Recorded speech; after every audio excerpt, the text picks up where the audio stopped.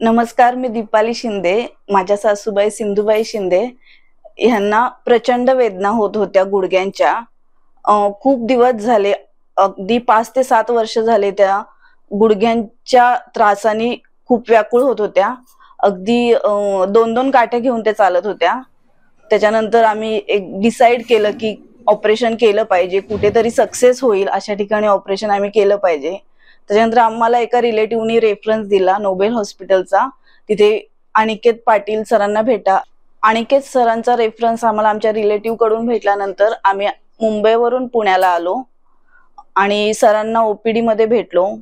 तिथेच आम्हाला 90% सॅटिस्फाय होतो की हे ऑपरेशन व्यवस्थित होईल. त्यांच्या टीमनी खूप कोऑपरेट केलं. त्यांची फर्स्ट सर्जरी माझ्या सासूबाईंची मे एंडिंगला झाली होती आणि आता सेकंड सर्जरी 26 जुलैला झाली.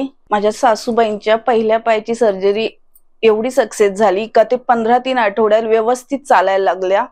अगदी एकदम हलक्या हाताने काठी पकडून त्या चालायला लागल्या. 15 ते 3 आठवड्यात ते व्यवस्थित रिकवर झाल्या. पण डॉक्टरांनी जे सहकार्य केलं ते खूप मोलाचं आहे. कारण की आम्ही अक्षरशः मुंबईवरून इथपर्यंत आलो, कारण की आम्ही मुंबईला पण चौकशी केली होती बऱ्याच ठिकाणी, पण तिथे आम्हाला काय असं विश्वास असा बसला नाही कुठे.